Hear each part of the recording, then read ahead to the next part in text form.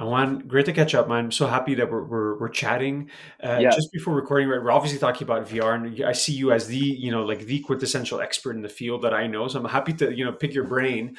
I guess first question, because VR has been around for a long time, but it hasn't at the same time. What do you think is the biggest misconception? Things that, people hear VR and they don't really truly understand.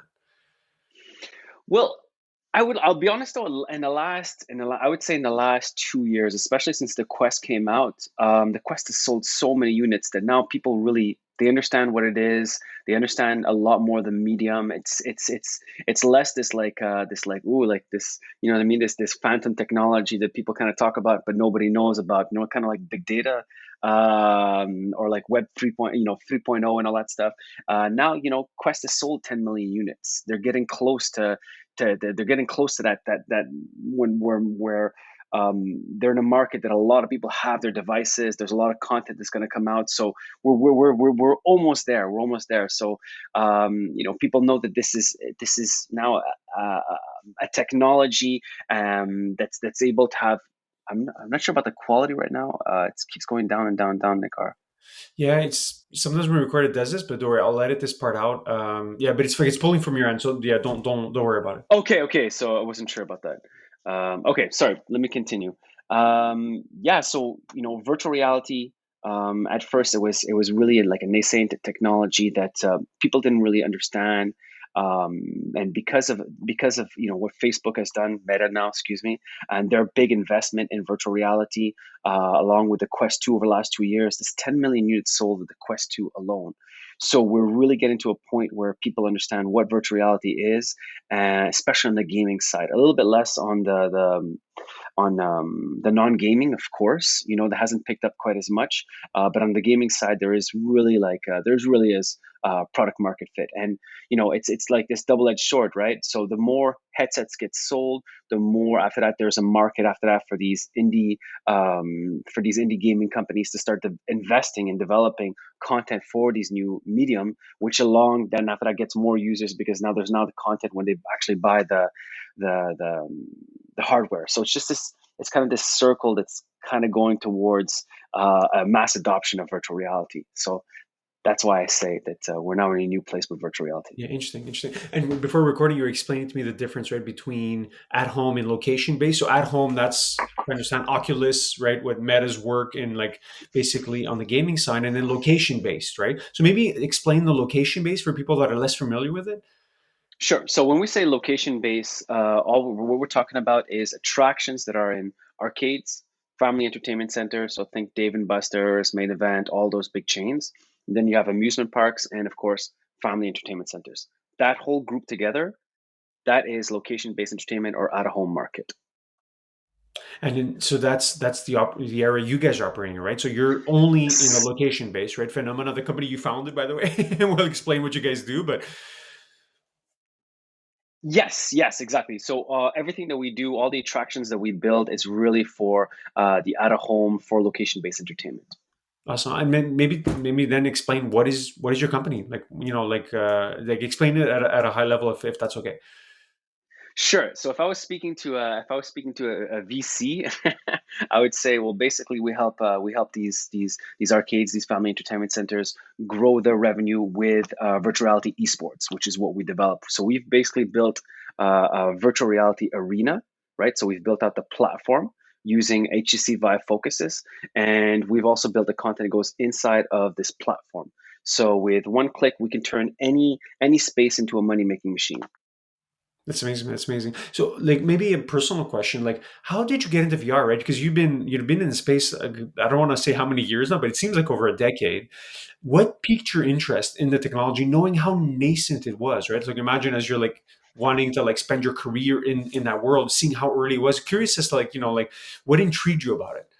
So that's a very very funny story. Actually, all right, I'll discuss it. I'll tell you guys. Yeah, All right. just between us. So okay, so so I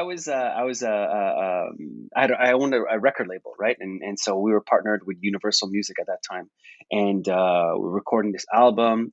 And this was in 2008, I would say.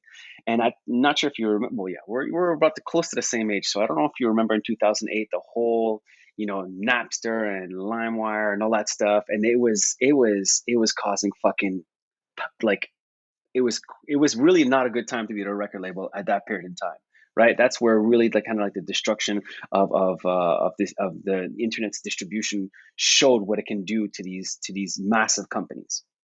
Instead of paying 19.99 for one song on a physical album, you can just go and download it basically for free over the internet. And so we were getting a lot of pressure from Universal Music at that time. And they're like, okay, well, Alan, what are you going to do to make this album different? What are you going to do to make this album different? What are you going to do? And so I was thinking, and I'm like, the whole time I'm producing this record with this artist. And I had studied computer science in college, and I had a friend who had just come back from Japan, and we're having drinks and everything, and she was working at this big agency in New York City, and she's like, "Alan, do you see this new technology called augmented reality?" And I was like, "No, what is that?" And so she shows me this video, and my mouth kind of dropped to the floor. So I see this new technology where basically somebody was taking a marker, like just a marker, and then putting it up to a webcam, and then after that you'd have digital content that would pop out, right? It was like augmenting the world that was around you. And I was like, I don't understand what I've just seen, but this is just so off the charts crazy and amazing that I want to be involved in this some way, somehow. And so I had a friend who was developing. I had a friend who was doing a PhD at university, and I was like, wouldn't it be amazing if we could make a mobile application in AR that would make, basically, you could augment the album cover. So you can go ahead and steal the music all you want, but if you really are a fan of the artist and you really wanted to interact with the artist, you'd have to buy her physical album. And so the iPhone 4 was just about to come out. I looked at the spec sheet and I was like, wait a minute. I'm like, this phone is way more sophisticated than the iPhone 3, and I think it had enough juice in it, and enough computer power for us to build a mobile application with this. And so I begged my friend. He finally said, yeah, okay, I'll do it. And so we built out the world's first AR app for an artist. And so we launched it along with a CD, big success. Sold thousands of records, and and it was champagne time, right? And I remember being with the label, and they were like, "Oh, congratulations, Alan! Congratulations to the artist, big success!" Da, da, da, da. And then they were like, "Okay, well, what are we going to do next? What's the next big marketing gimmick that we're going to use, right?" And I'm like, marketing gimmick. I'm like, guys, don't you understand your business model is broken? Like, we need to like start getting into like different things like streaming, or like these are, I suggested some other things, and they were like, no, no, no, no, no, no. Don't worry about the we're battling this out in the courts. It's just a matter of time. Or these thieves that have built out these platforms, it's gonna be shut down. And I'm looking at this guy like, you're out of your motherfucking mind. You're not stopping anything. Like, you guys don't really understand how the internet works. Like, and I just remember leaving that meeting with like saying to myself, I'm like, they're out of their minds. They're out of their minds. And I said to myself, I'm like, this whole ship that I'm on right now is just, it's you know what I mean? It's the Titanic. It's gonna hit that iceberg and we're all gonna go down. And I'm getting off of this. And so you sold my shares in the label, and had a little bit of money in my pocket, and I was like, okay, well, I'm like, every time I showed this CD, this art, this mobile application, this AR mobile application to somebody, they were always like, oh my god, this is the most amazing thing in the world.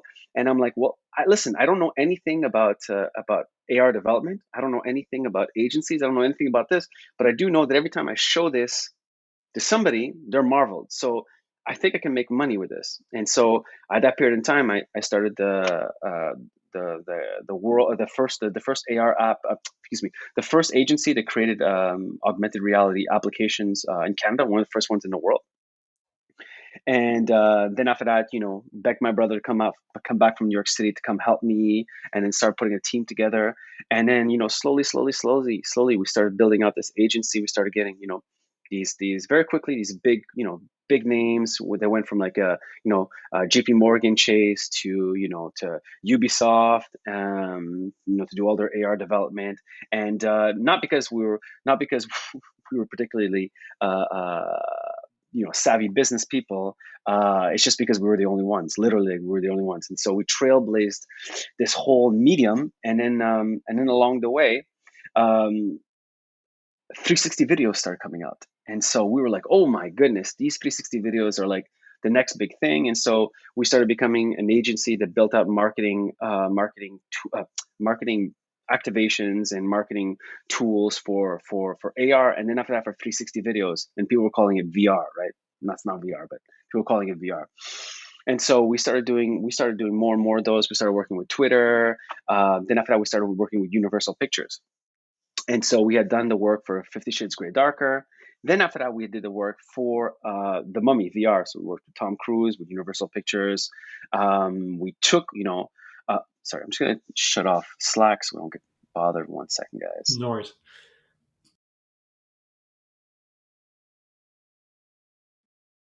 All right, and then after that, we it was really cool. We got to shoot with Universal Pictures and Tom Cruise. Do that the whole zero gravity, The Mummy. You can go check it out on YouTube if you want to see it. It's really awesome.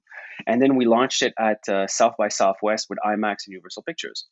And and then and then I remember, my staff was asking the customers, "What did you think?" And everybody was saying the same things. They were like, "Wow, we love it. It's great, wonderful." And then one person on my staff kept asking, "Would you do it again?" And the answer was always the same: "No, I wouldn't do it again." So I'm like, "Wait, so you loved it, but you wouldn't do it again?" And so I was perplexed by this answer. Like, I was really perplexed by this. I'm sorry, I'm going in a rant. I don't know where you want me to stop here.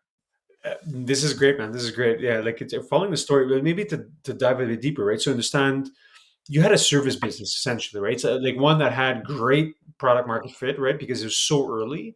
So I think you're at the point of the story where I'm not sure service is the right business model. Am I wrong, or I could be? Exactly. Yeah. Yeah, exactly. So two things happened. Two things happened. I realized that the stuff that we were building, number one, I realized that the stuff that we were building is like a movie. You see it once, you see it twice, but you're not going to see it over and over again, right? That was my realization. And my second realization was like, look, I love what I do. I love, being on the bleeding edge of all this stuff, but I'm tired of doing this for other people. I don't want to build their stuff. My team and I, well, we want to build our stuff. We want to build our own IP here in Montreal, and we want to start globally. We want to start exporting it globally to others. And so again, sell my shares. I'm out. And I spent a year at Zone3 as the general manager over there, incubating our ideas. And after the year was up, I thought that we had a pretty good idea, and we launched it. And now that idea was phenomena. And I can tell you more about that if you Yeah, have any other yeah, questions. amazing. Yeah, well, I think phenomena is kind of the point, right? So it's like I think we want to dive into it, and maybe if I understand, going back to this distinction of like location based. So you guys help provide hardware and software with your own proprietary IP to family entertainment centers across the world. So is that a fair take? Yeah, yeah, yeah. So Yes, exactly. give us the inception story then. So it's like how you came up with the idea, maybe then a sense of scale and what you guys are doing today. Sure, sure. So, okay, so here's the thing about when you make games. When you make games, they cost a fuck ton of money to produce. Like it really costs a lot of money, right? And so, I'm aware of that. I know all like we just came out of a service business, right? So we know exactly what the costs are for all these things, and these costs are really like they're a lot of money, right? And so even if I raise cash, if I make one mistake or two mistakes, I'm done. The company's finished, right? And so I said to myself, okay, we're really going to follow a lean model. We're going to follow a lean model. We're going to understand this business. We're going to understand our customers. We're going to understand our market. Then after that, we are going to really nail down who our customer is, and then serve him the right value proposition to hit product market fit. And so with that, it was slow, it was painful, and we'll get right into it now. So okay, so we start phenomena, yeah, and we were lucky enough that we had partners at a real estate company that were basically they just had like a lot of just empty the empty rooms, right? Where they're like, okay, well, you know what? If you want to build something, some entertainment stuff, and we'll give you an empty room. So I'm like, okay, perfect. No rent, right? You want to keep your cost as low as possible.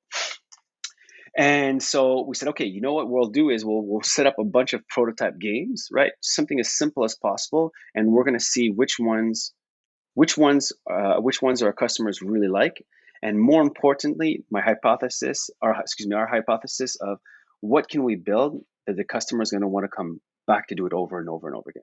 Because I felt that was the most important thing.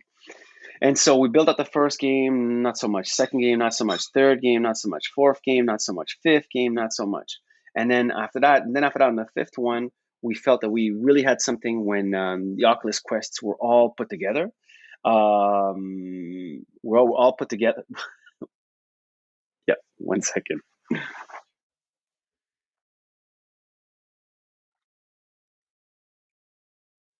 Sorry about that. Yeah, so then after that, we felt that we had something when customers keep coming back from this one particular game, and it was called Versus. And all it was it's a laser tag, very simple laser tag game. You put on your headset, and people could see each other in time and space, and they could act like in laser tag. And that was really a generational technological leap because the Quest had just come out, and we had hacked the Quest together so that they could be used in co-location. All that means is like me and you can see each other in time and space in the same plane, and we can interact together. We can be multiple people. And so we do that. People love it. And then after that, we test it out in the market. We start calling up these small arcades. Of course, you don't want to go to big customers first. Small arcades. We make these little videos. We start taking it out there, and boom, right off like fire. People want this product. And we said to myself, oh my God, we got it, right? And so we start selling, and then pandemic. Yep, yep. I'm a little bit familiar with the rest of the story. Like I think I told you before recording, we had a client in this space, and their revenue and essentially went from like what was it, March 12th to March 13th. Like basically exactly 2 years ago, went from X to zero, like overnight, right? All big projects that they've been working on, all on pause, all capex investments. Like it's funny because it's like one of these things of like it's completely out of your control, right? Like you're in the right market, you're building the right products, and then this thing happens, right? Which essentially knocks the wind out of your sails. So like, curious is like, what was your strategy? Was it to like, okay, listen, let's minimize costs, stay on the down low? Was it pivoting and trying to create diversify revenue? So curious to hear you about the obviously very difficult period we're coming out of. Yeah. So very, very exactly, very, very difficult period. But I knew certain, I was confident that certain things were going to happen. Okay. And so, we live in an amazing country, Canada. Okay. I'm a very patriotic person. And I knew that the Canadian government was not just going to like, just let all these companies like drop like flies. That would be economic suicide. So I knew there was going to be some sort of relief down the line. And so we had a little bit of money in the bank. And we were also fortunate enough to have investors that really believed in us and really believed in our product. And so they said, okay, well, you know what I mean? Like, let's cut down costs a little bit. So we all took salary cuts across the company. And then our investors were supported us, and then the Canadian government, of course, gave us subsidies, like many other companies out there took them as well. And with that, we were able to survive, and that gave us the golden opportunity to put everything on pause and build out the right product that we felt that our customers wanted. And so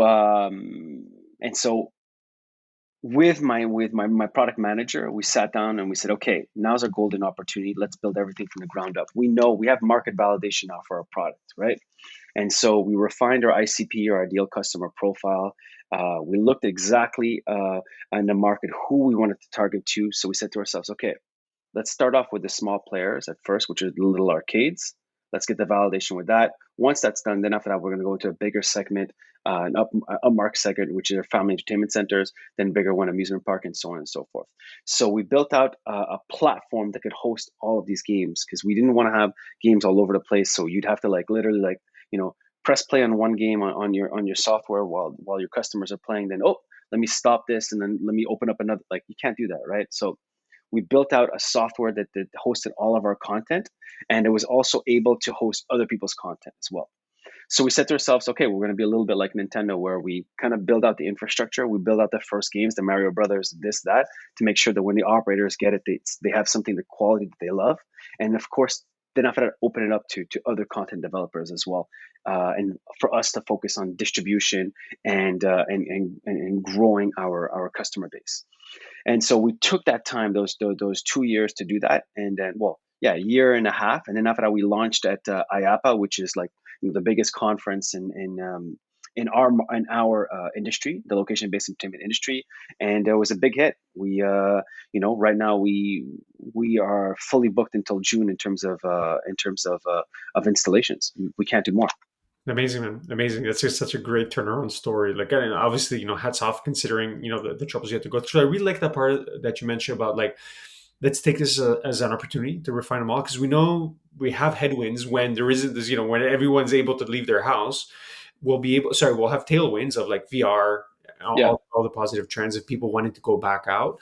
Curious in terms of your business model, right? So you sell the hardware, you sell the, to the actual, FEC, Family Entertainment Center.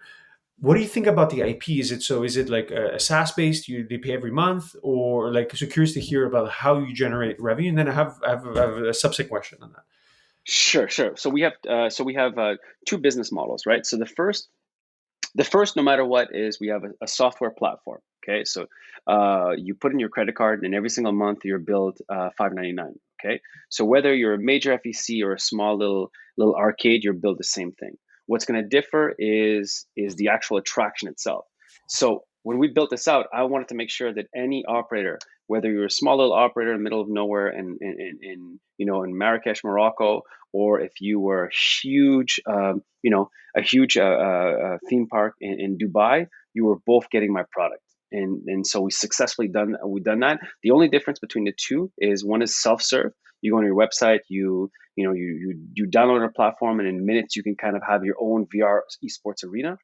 Or if you want to have the bells and whistles, you call one of our salesperson, and then you're going to sell you our whole virtual reality attraction. That means like the carpet, the arena that goes along with it, the TVs, the whole setup.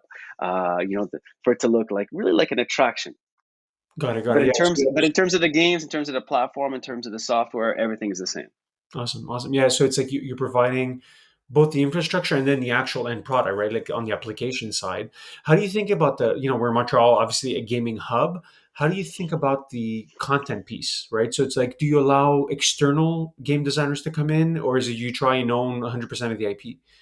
Nope, we do both. So well, I mean, up to now, we only have our IP on it, but uh, we are releasing shortly, kind of a big game from another studio. We're going to be announcing it at Amusement Expo in 2 weeks, so you'll hear from it there. And then after that, we're slowly going to introduce more and more and more and more content. That's amazing. That's amazing. Like, and it's great to see you guys obviously succeed in as a Montreal based company, but your opportunity is not here, right? So curious to hear a little bit about the opportunity, particularly in Asia, right? Because I think that's where I've been seeing a lot of the advances, or I could be completely off here. So I'm curious to hear you. Oh no, we're in 30 countries. We're really like, well, we're all over the place. There's no particular country no. We're really all over the place. From the UK, we to Germany, France, Australia, every bunch of places, United States, like even places I would never have thought. Uh, yeah, all over the place. It's awesome. Man. It's awesome. And then I think what's also appealing to me in terms of the opportunity is that because you're such a dynamic space in VR, the opportunities are still all ahead, right? You spoke about, the Oculus Quest. We spoke about Meta's work in the field that they're just really seems to be scratching the surface. Yeah. I guess so. To get to my question, so the classic question that people always ask is like, "Oh, AR versus VR," right? Like that's always the question I hear. I'd be curious to ask you, what do you think is a better question than that to ask? Well, they're so completely different. I'm confused when somebody asks me that question. They're just two new technologies on the marketplace to interact. One is augmented reality. You're augmenting the world around you with digital content. with digital information, and then the other one is like you're stepping inside of a world. So they're literally like on the spectrum. They couldn't be any more different. The only thing I'll say is, like I said, it's two new technologies, and so that's the reason why maybe some people ask these questions. But as time goes by, more and more people are going to see that they're just they're completely different. Interesting. Yeah. So interesting. So it's like if like, and not to gossip about the industry, but we spoke about Meta slash Facebook, and then there's of course Apple working on their AR glasses. Who do you think will be more successful in terms of approach? Like, I know it could be the wrong question because you said it's two completely different technologies. So I'm curious to hear your thoughts a little bit. Sure. So personally, for me, I would never bet against Mark Zuckerberg. Uh, Dude, man, the man hired 10,000 people to develop his ideas for Meta, for the metaverse. Endless cash supply. The man is. You can say what you want about the man personally. The man is brilliant. The man's team's brilliant. The man's investors are brilliant. You know what I mean? You have the smartest people in the world that are working on this, and it's going to happen. This the whole way the internet works now is going to become truly interactive in the future, in a way that few now really understand and know is possible. It goes back to, like, I think how early we are in terms of this opportunity, right? So it's like I think we saw some big advances. You mentioned the Quest, which I think over this past holidays was like the most downloaded app on both the iTunes and Google Play Store. So it just speaks to like how early we are. I guess maybe a final question of a phenomena like would be is what's your ambition for the company? Like how big do you think you could take the company? Like what's your long term goal? So what we're trying to do right now is we're building out arenas all over the world, VR esports arena, and really what we're trying to do is become the sport of the metaverse, the actual sport. So meaning you're gonna have arenas all over the world. People are gonna go to their local arena. They're gonna compete, and then after that, those competitions are gonna get broadcasted, which we're gonna be releasing in Q2 of this year. Meaning, like your games are gonna be broadcasted on Twitch, on YouTube. And then after that, you're going to start having leagues where people are going to start being able to compete for the champion league of, local, then national, then international. So this is really like, if you're familiar with network effects, the more arenas that we have, the more this becomes prestigious, the more this becomes important, the more this becomes valuable. And so, with the help of our operators, they're happy, right? So we sell them a product, and they're happy because now they're making from this much money at their FEC to this much money. We're happy because the players are starting to have a community of places where they can go and they can compete in this new sport. So it's really kind of a complete unique thing that we've developed that has kind of like morphed organically over time. And this, by the way, this is not a grand vision that I've had. It's just like it was just little by little by little by little by little by little, speaking to players, speaking to gamers, speaking to operators, speaking to people who understand traditionally how to grow and how to grow a SaaS-based platform and all that stuff. So it's kind of taking from all over to really build this unique sport for the gaming generation. Yeah, it's interesting because we even talk about esports, right? It's a whole separate segment, right? Which it fills arenas, from what I understand.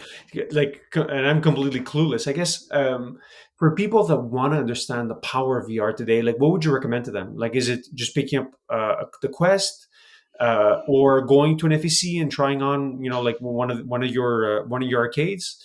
What would be the best way to learn and like Of understand the? course. Yeah. Go look for a VR esport arena by Phenomena. You will be marveled. You will be dazzled, my friends. You will love what you see. But if you can't, go get yourself a Quest, and you get like as soon as you put on a Quest, you start playing a couple of games. You're like, oh my god, now I get it. Now I understand what the hype is all about. Now I understand where this thing is going. Um, People who put on VR headsets, they want to stay in. They want to stay in. You know. And so that's the reason why Mark Zuckerberg wants to create this metaverse. Once you're in, you don't want to come out. Yeah, yeah, it's fascinating to see. Like, I agree with you too about Mark and Meta. It's like But personal side, like, it's been painted a little bit negatively in the media, obviously very negatively, which we can discuss the reasons why.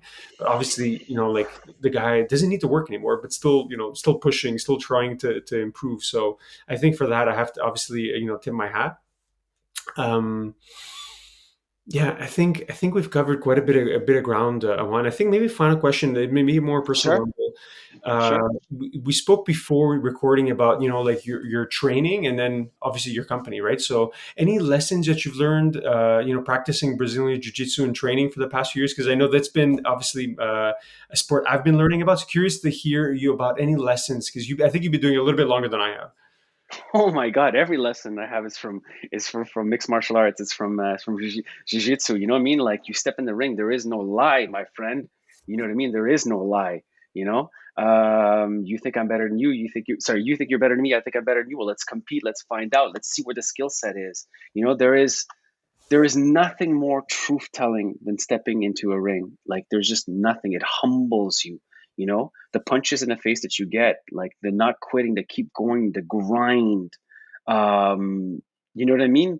Like, I don't need to do this. I'm 40, man. I shouldn't, like, you know what I mean? But I still keep going. It's just something that I love, that I'm passionate about, and working with a great trainer. Of course, I work with Faraz Zahabi. He's my coach, and we have amazing athletes that are at my gym, from Rory McDonald to George St. Pierre, of course, to name a few.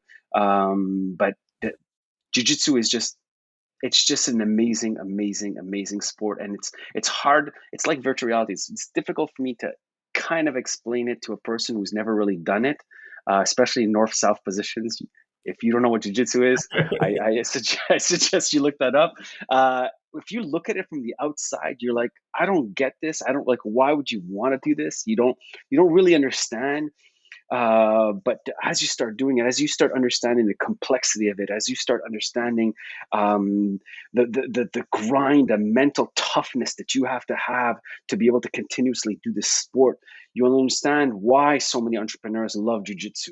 Why they think that it's such an incredible sport, and especially those like me who like to put it really full and mixed martial arts. It's just this, in my opinion, it's an incredible gift that we give to ourselves. After jujitsu, everything else is easy. Yeah, yeah. I was gonna say it's like, I've been doing it for a few years, and I think we could probably geek out on it a lot more. But I'm not sure the audience signed up for for this topic. But my quick take Sure. to respond to what you said, I completely agree. First of all, like, and I've been very very addicted in the past few years because of, like you said, there's this like grind that you put yourself through. That makes everything else seem much easier, right? Where it's like when you're getting choked or you're tapping, you're like, when you go into a hard meeting, you're like, well, chances are I'm not going to get attacked, right? Like it's like, so it kind of brings the level down. And like you said, this notion of there is no faking it, right? So it's like you either improve or you don't, right? So there's no it goes back to eating that humble pie, right? Would you start? So this is a notion of continuous improvement. I find is it's even at a more like at an older age, right? We're both 40. It still makes sense, still resonates. So I think it's a great life lesson that I think it's great. It bears worth repeating. Absolutely, absolutely. So I don't like you said, I don't want to bore too many people, too many listeners with our love for jujitsu. But if you're curious about it, I encourage you all to go try. It does not matter if you're 20, 40, 50, 60. Who cares? Put on that gi or no gi. Get on those mats. Start practicing. It's never too late. It doesn't matter if you're completely out of shape or you're in shape. It's gonna make no difference for when you start. Even if you're completely in shape, you're going to see that, like, within one round, you're going to be completely exhausted. So really makes no difference your shape. So I encourage you to go. I encourage you guys to try it out, and you will see why so many people really fall in love with Yeah, this well, sport. yeah. Thanks for tempting me with this conversation, man. It feels like for me it was very cathartic. I was happy to speak with you about it, and obviously continued success phenomena. You guys are killing it, and yeah, we should do a round two and talk about when you guys are obviously you said 30 countries when you're going to be in every country. Uh, we could talk about deeper about what you guys are doing, and obviously, yeah, man, just thanks a lot. Really really appreciate it. Thank you very much. I appreciate you guys having me on the podcast. Best of luck to you. Best of luck to your business, and I wish you well and your family as well. Awesome, thanks, someone. Take care, guys.